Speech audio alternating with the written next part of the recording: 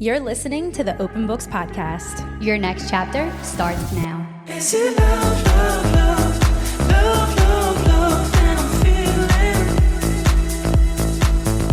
Is it love, love, love, love, love, love that I'm feeling? Is she the one? Welcome back to another episode of the Open Books Podcast. We're here to talk about all things motherhood, pregnancy, mums, postpartum, but we're hearing from you. So this is not from our perspective. This is from our mummy listeners. Mummy. I just want to say mummy more. Like, I just think it's so cute. Mummy. My mummy. I'm so excited for this because Me too. Our favorite episodes are the ones where we hear from listeners or people who have sent in their thoughts, advice, words of wisdom. It's just so exciting to hear from you guys. So I can't wait for this. Okay. Should we just jump right in? Yeah, let's just do it. Okay. So we made a post and obviously Colby is a mom to two angelic little boys.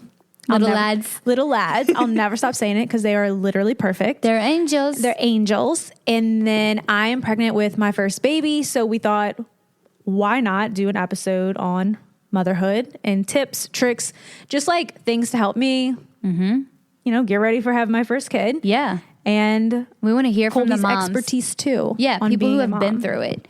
So let's just jump in. Okay. I'm so excited. Let's see. Once you give birth, you may feel overwhelmed, inadequate, stressed. You'll hear all the things you should do and should not do. You'll try to do it all right. The reality is you do the best you can and pick the things that are most important to you and your baby. If breastfeeding is important to you, you'll put in all your time and effort, and any breast milk your baby gets will be great. If getting your rest and having someone else feed the baby is important, you'll choose to formula feed your baby, and that will be great for your baby. As long as your heart is in it and your baby's best interests are what's in your heart, you'll make it work. Even if you have to change some plans and do what you can, it's by far the hardest job in the world.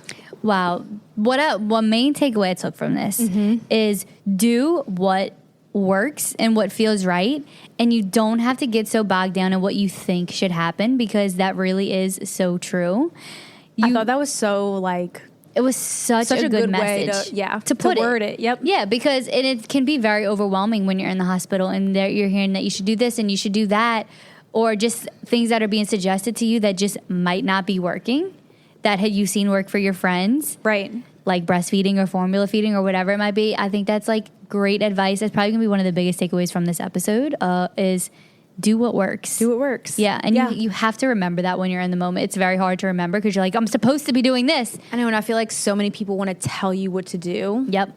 And it doesn't come off. I know it's meant to be very kind. That's the thing. But sometimes it's I don't want to know. So overwhelming. It makes it worse. Yes. And so you're due October what? 17th. I mean, I'm sure this is everything that we're going to talk about tonight are things that you have been thinking about and contemplating and getting ready for. So this episode has come at the perfect time too. It's the perfect time. Let's see. Schedule is key. Yeah. Especially when they reach 3 to 4 months. And a bedtime routine is key. So true. I learned that with both children that I've had, that a bedtime routine is key. I was really on top of it with Matthew for my first, especially with a bath. And every single time I got out of the bath, I gave him lotion. And I remember there would be times. Wait, I love seeing the little nighttime routine on God. TikTok. I'm like, I can't wait to put little lotion on. And a lotioned baby, there's nothing better. They smell like angels from heaven. And I remember even being so tired and be like, I think I'm gonna skip lotion tonight. I'm like, I can't. It's his bedtime routine. It really is important though. Because now you have to think about your baby. Exactly. He's looking forward to the lotion. It doesn't matter if you're tired, bitch. Get to work. Put that lotion on my skin. Okay, let's see. Almost everything is in the range of normal pregnancy or postpartum. What works for one mom may not work for you at all. And don't take newborn advice from someone who hasn't had a kid in the past 5 years or less. Word. You quickly forget the hard shit. And I'm like, dang. That is the best advice. Wait, I never even thought about that. Because you do forget the hard shit, for real. And I know because having my second, I'm like, I forgot about this. You do. You kind of almost... it's nature's way of keeping you to want more kids, is you forget how hard That it is makes in the beginning. so much sense. Breastfeeding ain't for the weak, and it's a do it at 150% effort or don't do it all type of activity. But it is by far the most rewarding thing I've ever done and the best bonding time ever, ever, ever. Okay, yeah, I definitely want to talk about breastfeeding for a second because I completely agree that it's the most rewarding thing. So, and breastfeeding is so different for every baby and every kid because I breastfed both kids, and both of my experiences were completely different. Were they? Yes, with Matthew, it was a much bigger struggle. He was also my first. I didn't really know what I was doing. I didn't have a great experience with the lactation consultant. I remember it's all kind of coming back to me. But I remember the lactation consultant made me feel like a little shamed because it wasn't like working out, and then I got stressed. The lactation consultant comes to you in the hospital? She does. And Miss Stacy, Matt's mom, I remember she spoke up for me because she was like, she's fine. Like, she's doing fine. Because they are very, I don't want to put all lactation consultants in a box, but Correct. some that I've came across at the hospital are very, forthcoming. Like, they're just like, this has to happen. This is how it works. And they, shove the boob into the baby's mouth. And you're like, well, I've bitch. never fed out of my tits before. Right. I'm sorry. This is a very new experience. I have milk coming out of my breast, Literally. my bosom. My bosoms are engorged. And it hurts and it's painful. Yeah. So with Matthew, I only did it for 4 short months. It wasn't very long, and I had to use a nipple shield because he preferred the shape or the feel of a bottle. And then with Leo, he just was a natural breastfeeder, which some babies are. He just had a good latched latch. at the hospital. Every single time he latched, the milk came down, and it was just a beautiful experience. It is so fulfilling and rewarding knowing that you are giving the baby life. There's nothing. Nothing. There's nothing better. compares. You're intrinsically bonded for life. And if you can't breastfeed, you're still intrinsically bonded for life. Right. That's my biggest thing. Yeah. And I know we're going to talk about this on another episode, but my biggest thing is I have no expectations. I am not connected to, Yep. I mean, I definitely want to try to breastfeed. Of course. But if I can't, it's okay. Life's going to keep moving. My baby's still going to be healthy. I'm so relieved that you have that expectation going in, expectation of no expectations. Yeah. Because I know people who have that urge that's so strong, I'm going to do it, I'm going to make it happen, and then sometimes it just doesn't work, and then you're down and out, and you don't need to be. Well, and I'm also just nervous of postpartum emotions already and feelings that's why I keep trying to tell myself now it's okay, Yeah. because I don't know how I'm going to feel in the moment, And it's okay to I not could do it. still feel If it's not working. correct. Okay. Next submission. If you're getting induced, get an epidural before they break your water and get as much sleep as you can. Good to know. I was not induced for either, so I have no idea what that experience is like. So wait, what'd they say? Get the epidural before your water breaks. Yeah. I wonder why. I wonder if don't know. after your water breaks, does that give you less time to get the epidural? I'm not sure. Is it more painful? Keep that in mind. If you get the epidural first, are you already numb for when okay, contractions good to know. start? Keep I don't that know. in mind if you have to get induced. For sure. The Freedom Mom Prep to Push massage wand. Oh, okay. Get this and use it as soon as the instructions say. You massage your coochie? You massage your coochie with it. Okay. I love Frida Baby products or Frida products. Don't stress over breastfeeding. If it works out, it works out. If it doesn't, it doesn't. Don't put too much pressure on yourself and just enjoy motherhood. It's perfect. I love that. Thank you. Yes. Let's see. Another one, thank you. Another one, thank you. The first few weeks can be brutal, but also the best weeks of your life. Thank you so much. Love this response. The first few weeks can be brutal. I showed you a video recently of me breastfeeding Leo, and I was Yes. probably a couple weeks in. And when I tell you my eyes are black, the skin around my eyes were so dull and black, and I didn't even really know. I knew I was tired, but I didn't know what I looked like when I look back at that video. And it's just from a lack of rest. Yeah. And it is brutal, but of course, with the second baby, it was easier for me to compartmentalize because I knew how fast it goes. So anytime I felt that frustration because I was so tired, I just remembered this is going to go by so fast. Who cares? So quickly. So you have to remember that because it is super easy to get down because you're so exhausted. But then you have to go, it doesn't matter. Might have the rest of my life to sleep. It doesn't matter. It's so true. And yeah. they're only little kids for so long. They're only newborns for such a short window. And your circles under your eyes will brighten again. Like mine are fine. No, you're literally a stunning goddess. Like clearly we get even better. They will get less dull. Okay. That makes me time. feel good too. Make postpartum ice pads with newborn diapers and ice. Saved my life, truly. I've heard that. I didn't do that, but it sounds so relieving. Yes. You are in I say you're in a lot of pain, but it kind of just depends. Like, I don't feel like I was in a lot of pain at all for Leo after, as far as postpartum, like, vaginal care. Yeah. So, ice diapers sounds really nice. Soothing. It does. Yeah. Like I can kind of Picture it. Yeah. Especially if it's like sore. Postpartum hormones and anxiety can play mind games. Ask for help and lean on your village. Yeah. That's what I'm nervous about. Yeah. The postpartum. I'm nervous about postpartum because even when I would get my periods, I would have super crazy like hormonal depression swings. Yeah. like little bouts of depression or what feels like depression. Right. You know, because you come out of it. you come out of it. It's, you know. Yeah. You get in a dark place. And I've opened up about this on some of our episodes. Like, Yeah. there were, pregnancy hormones, but like days on days of just like crying for what feels like no reason. Yeah. So I do worry about postpartum. So like, Yeah.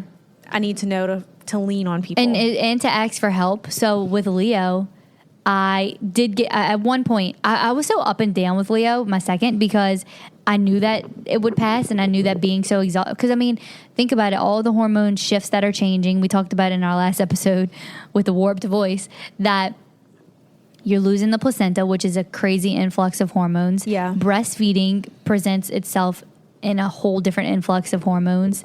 So naturally, you're going to have different like reactions in your mood, but also recognize it makes all the difference. I remember I texted Angela, my mom's best friend, and I was like, I literally want to walk out the door. Like, that's how I was feeling. Like, Leo was crying. It was like 4 a.m. I was up all night by myself. And I remember I put him down and texted Angela. I was like, the feeling that I have right now, I want to walk out the door and I don't ever want to come back.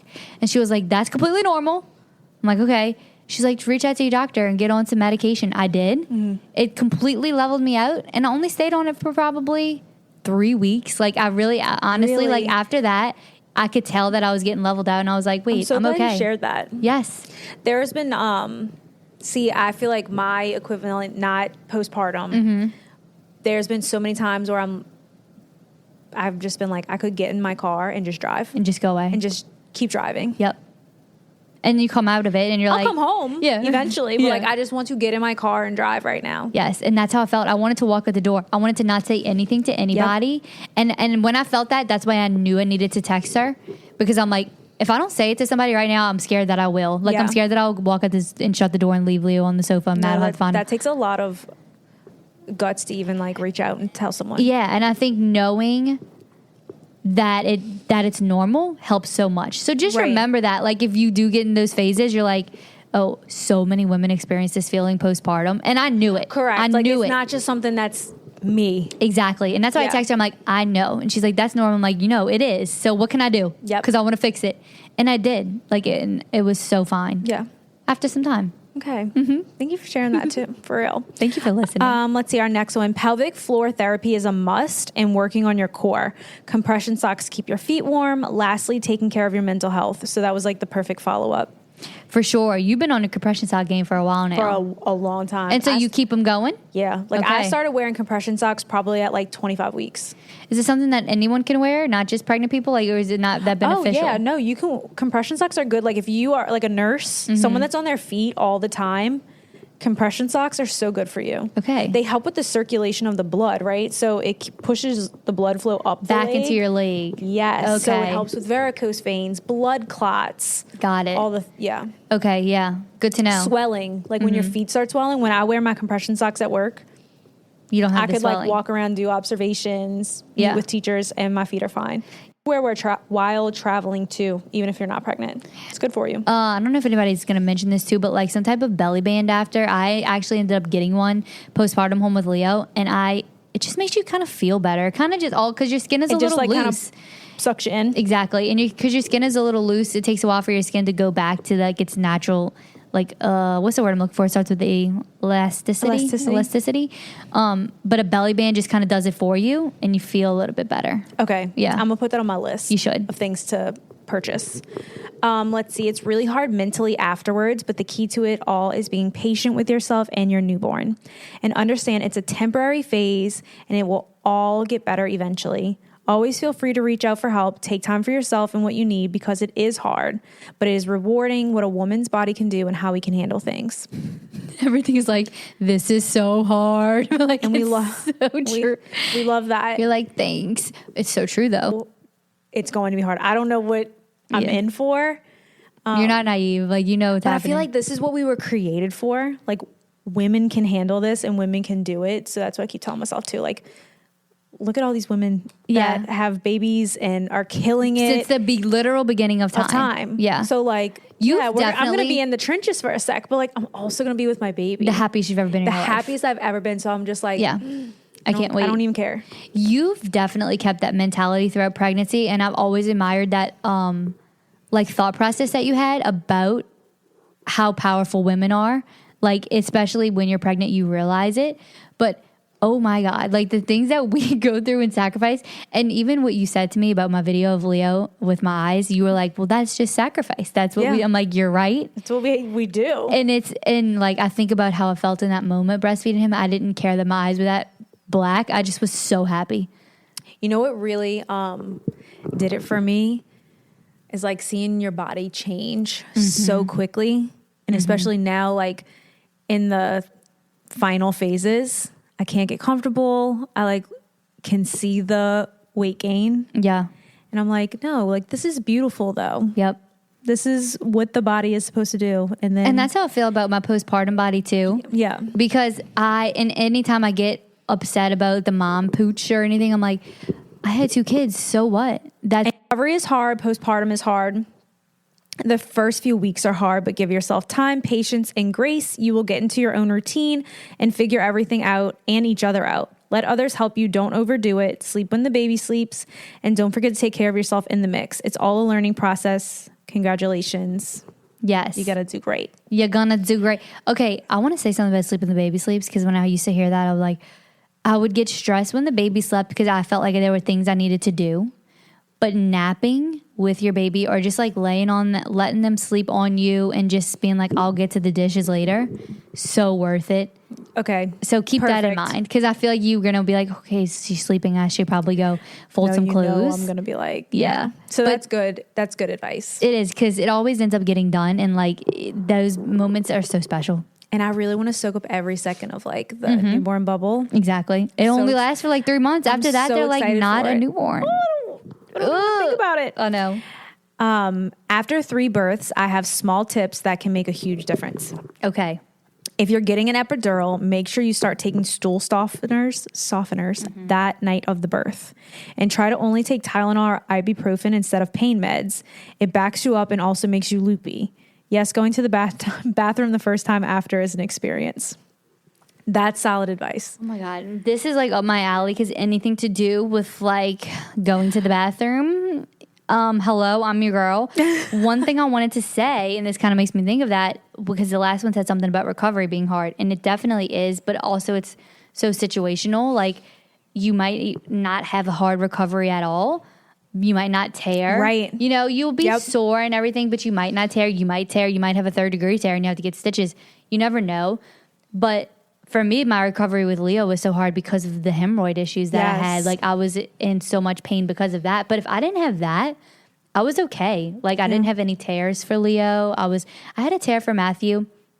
And I remember I was like, wait, why are you still here, to the doctor? Like, after the baby came out, I'm like, what's going on? He's like still down there. He's like stitching me up. I'm like, oh my God, I thought I was done with you.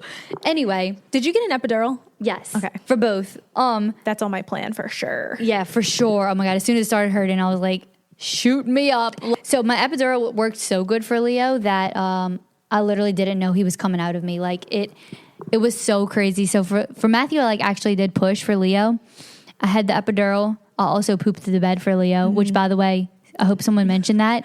I It's didn't so read okay any. if you do. Like, oh my God, I was so scared too. And I never did for Matthew, but like, bitch, it's so natural. Like, you're going to, it's going to happen. Because when you push, it feels like you're it's the pooping, same, right? it's the same muscles. It's the same muscles. So if you just happen to go into birth and you hadn't eaten in a while, great. But you're a human and like you're going to push. The doctors are very great about it. Like you won't even know. Like they're so used to it that I'm sure they just whoop, wipe it away. We're so vulnerable on this podcast. I'm like, yeah, I pooped the bed. I shit myself while birthing my son. shat. Well, I shat my son out.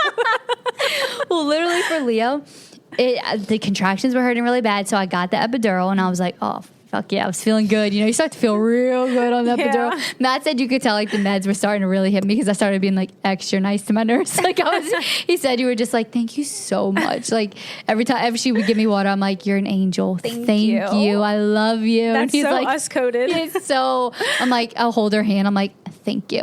And You want a hug?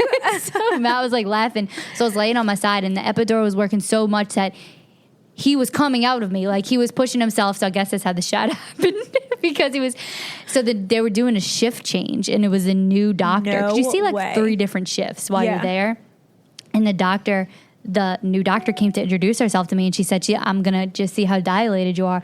And so she pulled the blanket up and she was like, oh, there's a head. So they had to press like the emergency button and like the whole, And it was like, you were just like, they pressed like the emergency and you button. were literally in active labor. I Like, had no idea. Your son was coming out. He was coming out. Actually, it's great that she checked me at that time because I don't know what might have happened. So they had to do the emergency button. All the nurses ran in. He literally flew out. I didn't push. He just, he like, pushed slip and himself. slide. He pushed himself.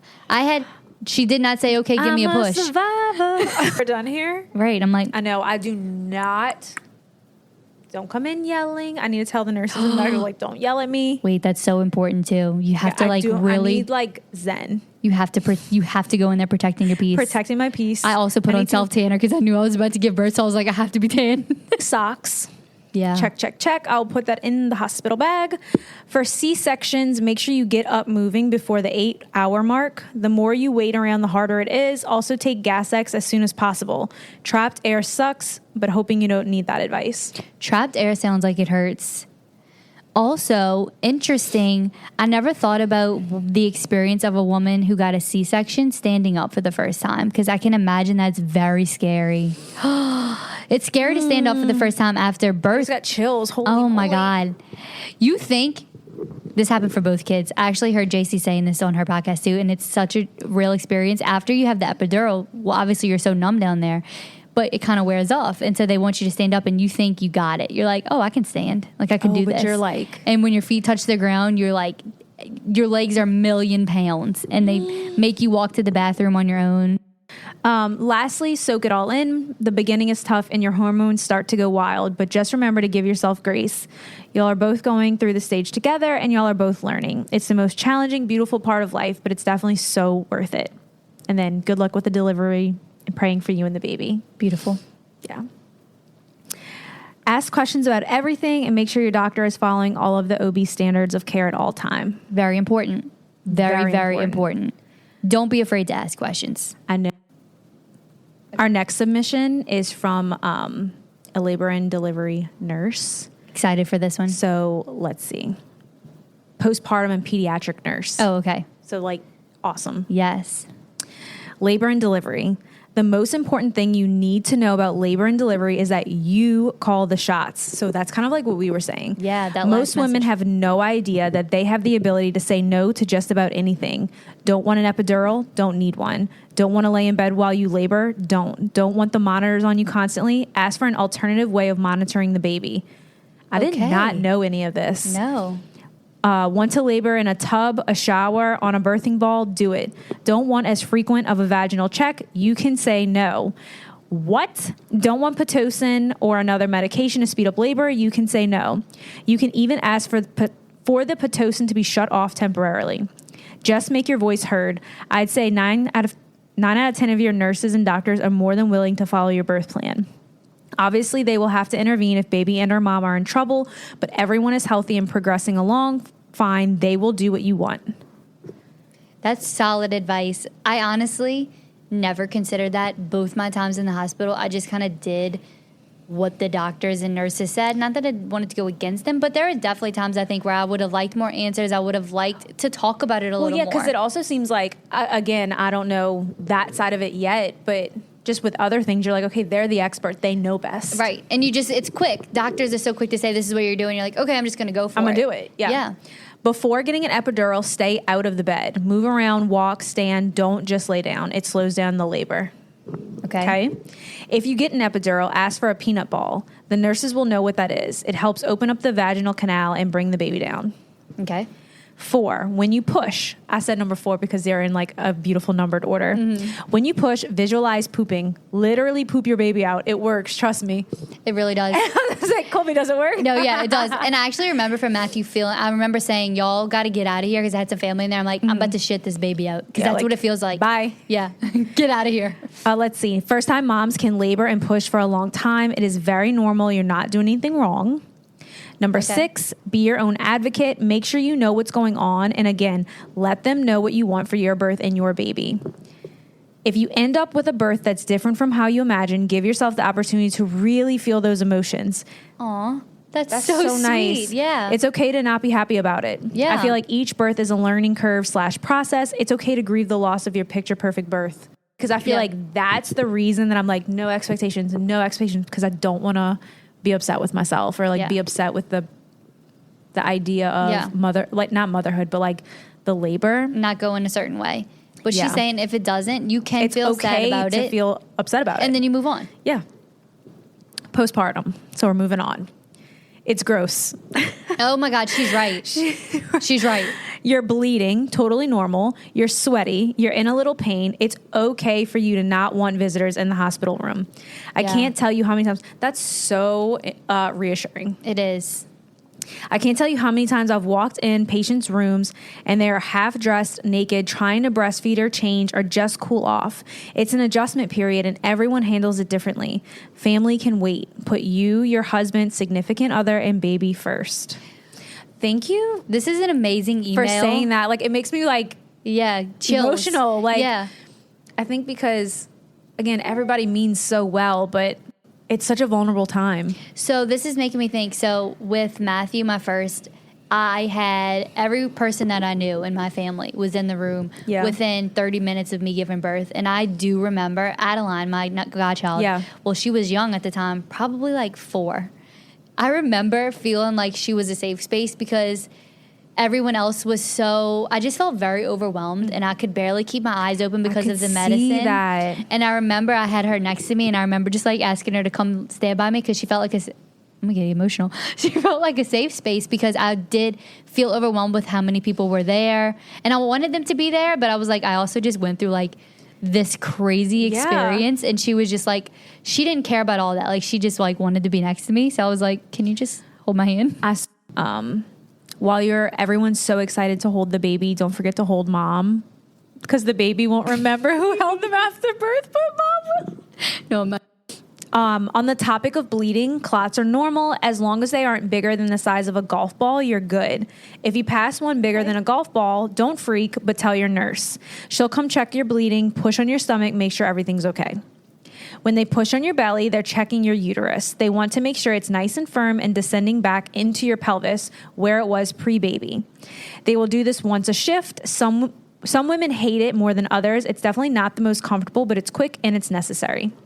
Okay, I hated it. I'm not going to lie. It hurts. That's one of the things I had no idea happened. That they're going to do that. Yeah, I'm glad you know going in. Yeah, it might have been you. You might have told me. Yeah, it was definitely you. I had no idea that was a thing. I'm glad that you know that going in because I was shocked and I was like, and I wanted to tell them, please stop doing this to me. Like it hurts. I can't. But I get it. And it is quick. She's right. It's fast. It's only a couple. You can bleed up to 6 weeks postpartum, but not everyone does. It's important that you pay attention to how much you're bleeding. If you're saturating a pad front to back in less than an hour, that's too much blood in too short of a period of time. And you need to tell a nurse or a doctor. Breastfeeding sucks at first, but if you stick it out, it can be one of the most rewarding and bonding experiences of your life. Yeah. Also, nothing is wrong with formula. If breastfeeding doesn't work for you or you just don't want to do it, that's okay. Coming from a certified breastfeeding counselor, Fed is best. 100%. Trust me, I also breastfed all 3 of my boys and supplemented with formula for my second when necessary. It's okay no matter what. Yep. Also, thank Formula you is for that. Yep. perfectly okay. There are so many people on the postpartum unit that will help you with breastfeeding if you need it. Don't feel intimidated to ask for help. It's not second nature for everyone. That also is so reassuring to hear. It's not second nature for everyone. Yeah. The hospital will provide you with basically everything you need: pads, panties, diapers, wipes, baby clothes, swaddles. I tell all my friends you really don't need to bring much. Which, side note, you know, like when you scroll social media, especially now, because I guess I interact with so many like baby pages and all the things, constantly popping up on my For You page are like, pack my hospital bag with me. And that even looks so overwhelming. Because I'm like, And you don't use need any of all it. of that? It's like 3 sets of pajamas, this and that. I'm like, what? You know what the craziest thing is? The only person who really needs a bag is your husband, because he's the only one who doesn't get anything provided for him. She's absolutely right. The diapers, everything that you need is given to you. And all you need you just need like if you want your own like shampoo or whatever. That's it. Like, kind of like an overnight bag. that's it. Like, yeah, you don't need all that craziness. Like I feel like the husbands just need the phone chargers, a change of clothes, because they're not giving anything. I feel like that's going to be something else that's just going to stress me. But yeah, you don't need that. looking ahead, she has what to bring to the hospital for Okay, mom. let's hear so it. like, how amazing that she kind of curated a list as a nurse for us. She's fabulous. Number 1, anything you want to feel fresh and make yourself feel clean. Soap, shampoos, toiletries, makeup if you want, lotion, chapstick, hair products. Perfect. Check, Yep. check, check. That's what's going to keep you mentally sound, honestly, is having those things for yourself. Nursing bras if you breastfeed. That's something I need to get. Yes. Just like a little pack of them. You didn't get any yet? No. Okay, yeah, you definitely need to get some. So if you have recommendations on I which do. ones. I Okay. do. I have they clip. They're very good. Okay. I need to do that. Yeah. Number 3, a pair of clothes to lounge around in, PJs. Okay.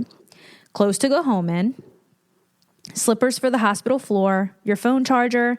Some people want their own pillows, blankets. I never brought them myself because of the blood, just in case. I didn't want anything getting on my favorite pillows and blankets. Yeah. That's a good point too. Yeah, I didn't bring any pillows, but I could see if somebody like prefers theirs, but I'm fine with the hospital stuff. Yeah. For baby, going home outfit, passies. The hospital will not give these out to term babies. They say it messes up breastfeeding. Okay. In my experience, this isn't true, but to each their own. Okay. Number 3, I personally brought a portable sound machine for my last 2 babies and loved it. We'll bring again if I have more babies. That's solid because I did get a portable one. Someone got me one off the registry, so that's solid. I'll bring Sound machines are clutch. I have not stopped using a sound machine since Matthew was born, so I'm going on 5 years. that. He still uses it. Yep. And now me and Matt have accumulated ourselves to a sound machine. It's great. I like a sound machine. Josh likes.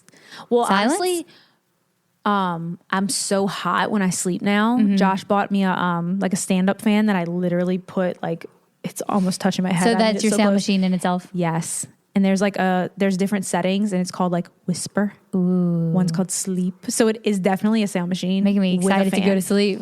which is solid. So Yeah. check into that if you get really hot when you sleep, but you also need a sound machine.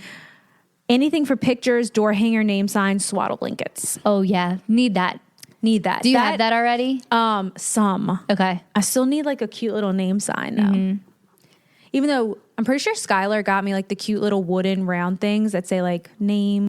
Other things that she brought, essential oil diffuser. That was on my birth plan. So you can like check the boxes. That is definitely something I want to bring. Yes. That's going to help set the vibe, the tone. 100%. I brought this my last 2 births. Everyone loved it. It calmed me during labor and made the room smell amazing. I feel like that'll just make it not feel so sterile. I've seen families bring speakers to play music during birth and postpartum. I've always loved that. It just depends on what you're feeling. Right. Like you might be like, give me some, and you might be like, turn that shit off. It just depends. Right. But it's not bad to But I bring. also might be like, put on some Garden Zen. Right. Put on some Casey Musgraves. Ding. Right. Can you play Taste by Right. Sabrina? Literally. What about some Fatty Wap? Number 3, gift baskets for nurses. We literally always love these. I brought them for my last 2 births as well and loved giving it to them. So I wonder how much how many nurses do you have? Yeah, it's usually like 3. And she's right, because I was kind of saying this before, but you kind of do get this attachment to your nurses because you're at the most vulnerable state and they are like your angels from heaven. So like I would have loved to give that nurse who cleaned my shot a gift basket because she was so nice. And that's when I was like, thank you so much, Kelly. Like I remembered her name. Oh, Kelly, thank you. First off, wishing you the best and smoothest delivery. Congratulations.